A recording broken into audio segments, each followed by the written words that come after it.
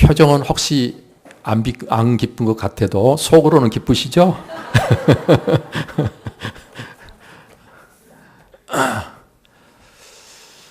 예, 오늘 예수님 부활하신 이 기쁨을 우리가 영원토록 가지고 여호와 하나님 앞에 서서 우리가 찬송하는 자들이 되어야 할 것입니다.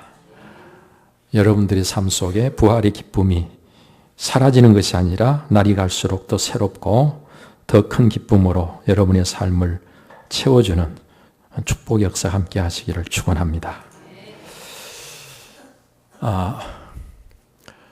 말씀을 안 들어도 충분할 정도로 찬양으로 우리가 하나님께 은혜를 받았습니다. 그래서 제가 준비한 내용을 다 전하려고 하면 조금 시간이 오래 걸릴 것 같아서 조금 줄여서 좀 요약해서 말씀을 드리는 방향으로 말씀을 전하겠습니다. 예수님이 그 처절한 십자가형을 당하실 때 처음부터 끝까지 그것을 지켜보던 여인들이 있었습니다. 아리마대 사람, 공회 의원이었던 요셉이란 사람이 예수님의 시신을 거두어서 자기가 새로 판 무덤에 예수님을 잘 안치한 것까지도 끝까지 지켜보던 여인들이 있었습니다. 그 날은 안식일 전날 예비일이었기 때문에 안식일까지 시체를 십자가에 달아놓지 않도록 하기 위해서 예수님의 시신을 급히 거두어서 장례를 치르고 바로 예비일이 지난 다음 날은 안식일입니다. 유대인의 안식일은요, 토요일인데 그 안식일에는 어떤 일도 하면 안 되었습니다. 거리도 조금 먼 데는 가면 안 되고 그날은 불을 피워서도 안 되고 안식일의 규정이 아주 엄격했기 때문에 이 안식일이 시작되기 전에 서둘러서 예수님의 시신을 안장하고 그리고 이 여인들은 그것을 끝까지 지켜본 후에 집으로 돌아와서 향료와 향유를 잘 준비해서 급히 장례를 치르느라고 제대로 예수님의 시신에 향품과 향료를 제대로 넣지 못한 것에 대해서 이 안식일이 끝나자마자 가서 예수님의 시신에 향유를 발라드리고 향품을 넣어드리려고 향품을 준비했던 것입니다. 여러분, 이 안식일이 지나가기를 그렇게 간절히 기대하고 고대하면서 하루를 지나는데 안식일이 왜 그렇게 깁니까? 여러분, 길게만 느껴졌던 이 안식일이 지나가자마자 새벽에 예수님의 무덤을 찾아가게 되는 것이 이 여인들의 신앙입니다. 생각해 보세요. 무덤을 찾아간다는 게 그게 어떻게 그렇게 쉬운 일이겠습니까? 그리고 날이 채 다 밝기도 전에 새벽에 예수님의 무덤을 찾아갔다고 하는 것은 이들이 얼마나 그 예수님의 그 사랑 안에서 예수님을 사모하고 사랑하고 얼마나 예수님을 좋아했는가를 우리가 알 수 있잖아요. 오늘 여인들은 날이 밝자마자 안식일에 하지 못했던 일을 하기 위해서 무덤을 찾아 달려갔습니다. 그런데 무덤 문이 열려져 있는 거예요. 여러분, 이상하잖아요. 분명히 그 시신을 안치하고 그 무덤 문을 큰 돌로 막아놓은 것을 보고 돌아왔는데 무덤 문이 열려져 있다? 깜짝 놀라서 들어가 보니까 예수님의 시신은 보이지 않고 찬란한 옷을 입은 두 사람이 오늘 이 여인들을 향해서 말씀합니다. 어찌하여 살아있는 자를 죽은 자 가운데서 찾느냐? 여기 계시지 않고 살아나셨느니라. 갈릴리에 계실 때 너희에게 어떻게 말씀하셨는지를 기억하라. 인자가 죄인의 손에 넘겨져 십자가에 못 박히고 제3일에 다시 살아나야 하리라 하셨느니라.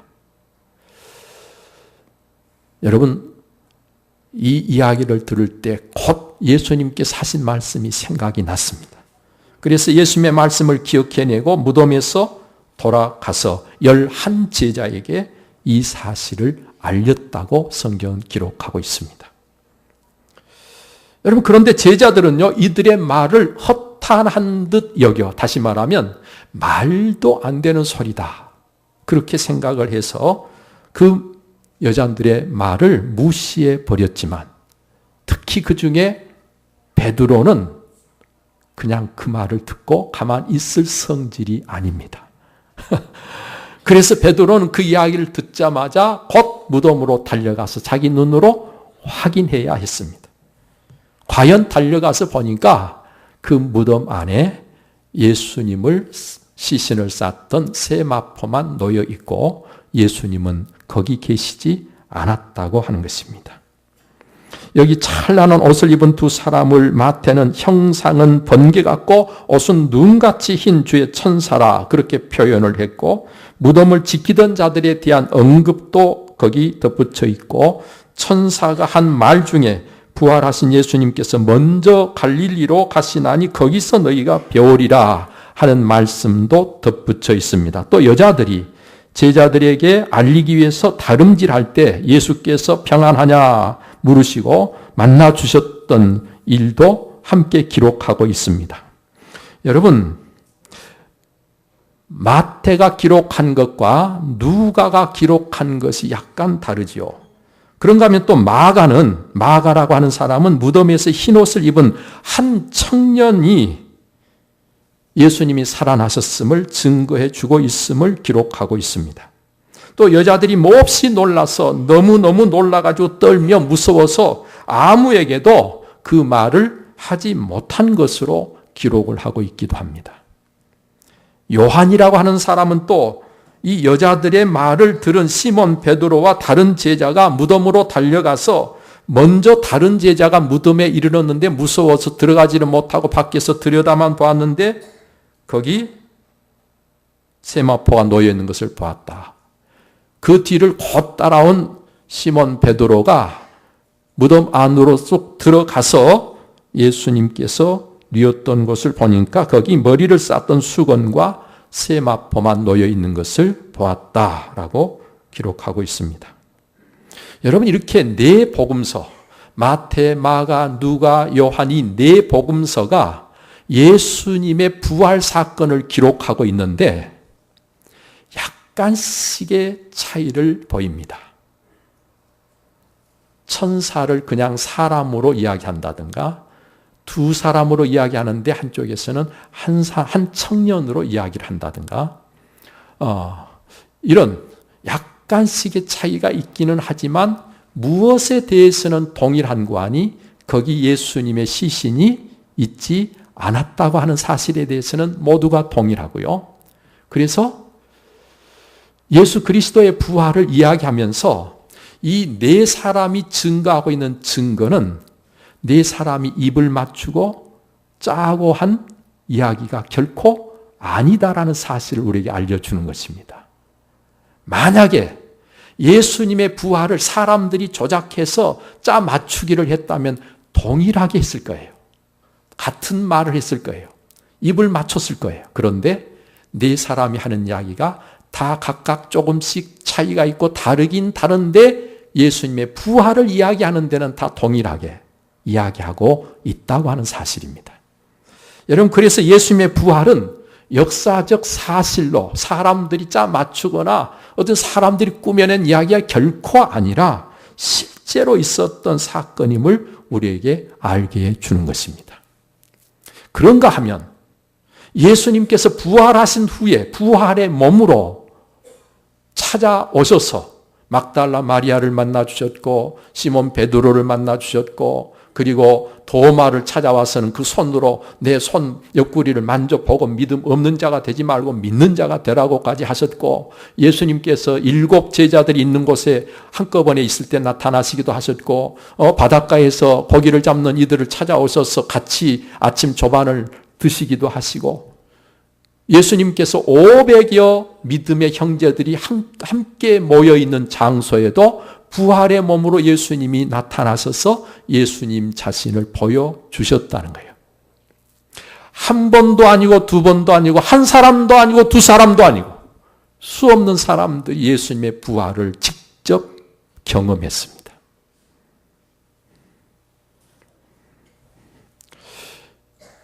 여러분, 우리는요, 우리나라 역사 가운데 어떤 인물에 대한 기록들이 있잖아요.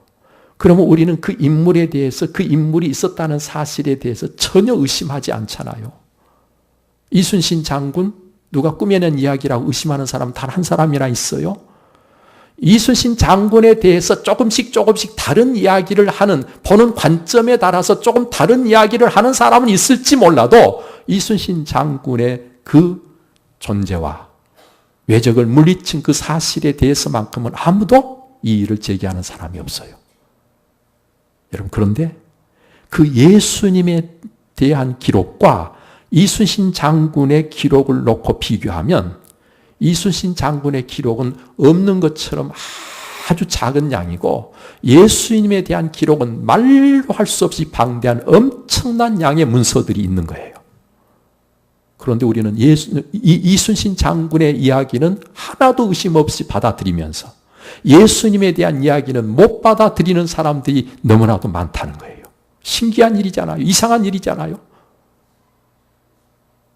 여러분, 예수 그리스도는 하나님의 아들로 우리를 구원하시기 위해서 오신 분으로 예수 그리스도를 믿고 아는 것은 지식으로 알고 경험으로 아는 게 아니라 영으로 아는 일이기 때문에 그런 것입니다. 상식적으로 생각하면 예수 그리스도에 대해서, 예수님의 부활에 대해서 세상 사람들이 다 믿어야 맞는 거예요.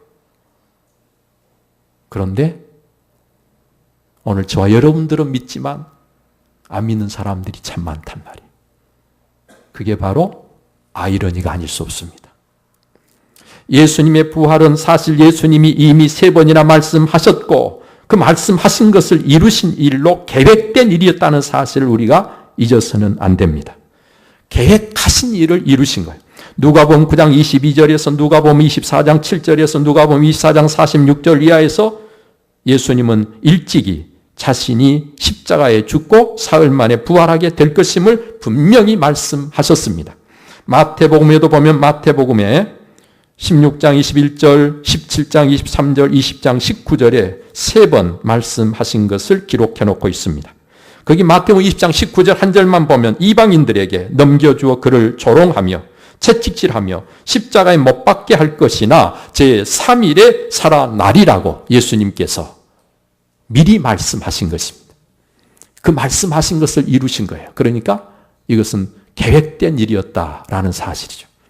여러분, 그러면 예수님의 부활은 십자가에서 죽음이 자신이 죄가 있어서 죄 때문에 죽으신 것이 아니고 예수님이 힘이 없어서 악한 자들에게 당한 사건이 십자가가 아니고 이 땅의 죄인들을 그 죄와 사망에서 구원하시려고 예수님께서 친히 십자가를 지신 사건이었다는 것을 예수님이 부활하심으로 입증하시게 된 거예요. 예수님이 말씀하신 게 사실이라는 거죠. 만약 이 복음이 없었다면, 만약 이 부활이 없었다면 여러분, 십자가의 죽음은 그냥 또 한 사람의 죽음일 뿐 별 다른 의미가 있을 수 없었습니다. 예수님의 부활이 없었다면 사망이 여전히 왕노릇하고 그 위세를 떨치며 우리의 수고, 우리의 사랑, 우리의 희생, 우리의 인내 등 모든 것들을 헛되게 함으로 아무 소망도 없는 우리가 되고 말았을 것입니다.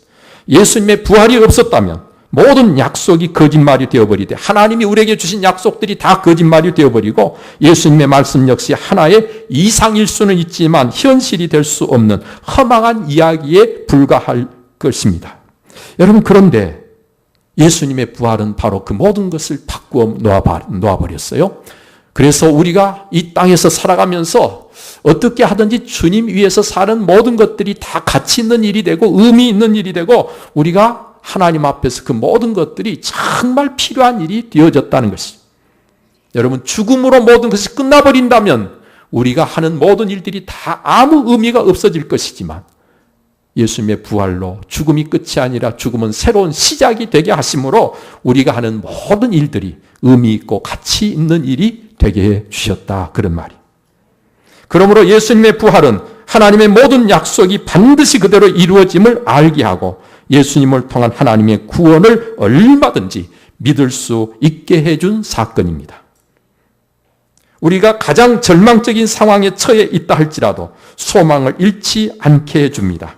죽음이라도 두려워하지 않게 해줍니다. 얼마든지 인내할 수 있게 해줍니다. 예수님이 부활하심으로 우리는 말씀하신 대로 사는 것이야말로 정말 사는 것이라는 사실을 깨닫게 되는 것입니다. 그 어떤 고난이라도 희생이라도 기꺼이 받아들일 수 있는 자가 된 것입니다. 예수님이 부활한 이 부활이 있기 때문입니다. 사랑하는 성도 여러분들이요, 예수님의 부활을 믿으십니까? 그렇다면 오늘 우리는 그 부활 때문에, 예수님의 부활 때문에 오늘 우리의 삶은 분명히 달라질 수밖에 없는 것입니다. 여러분, 변화를 어디서 가져옵니까? 오늘 우리는 예수 그리스도의 부활을 믿음으로 가져오는 것입니다. 특히 예수님의 부활은 그를 믿는 오늘 우리의 부활을 보증해 주고 있기 때문에 그런 것입니다. 여러분, 이 사실 우리로 하여금 죽음 앞에서도 결코 두려워하지 않는 자로 오늘 우리를 새롭게 한 것 아니겠습니까? 죽음이 더 이상 끝이 아니라 새로운 시작임을 알기에 우리는 죽음 앞에서도 두려워할 이유가 없게 된 사람들이다, 그런 말이에요. 오늘 성경 본문 속에서 우리가 말씀하시는 메시지의 가장 중요한 내용은, 여러분, 예수님은 죽은 자 가운데서 계실 수 없는 분이라는 사실. 왜? 살아 계신 분이기 때문에. 죽은 자 가운데 계실 수 없는 분입니다. 그랬잖아요. 어찌하여 살아있는 자를 죽은 자 가운데서 찾느냐? 예수님은 죽음을 이기시고 살아나셨기에 더 이상 무덤에 계실 수가 없는 분이었다는 것입니다. 그런가 하면 살아있는 자를 죽은 자 가운데서 찾을 수 없는 것은 너무도 당연한 일이 아니겠냐 말이죠. 그런데 이 당연한 일들이 이상하게 당연하지 않는 것처럼 오늘 또 계속되고 있어요.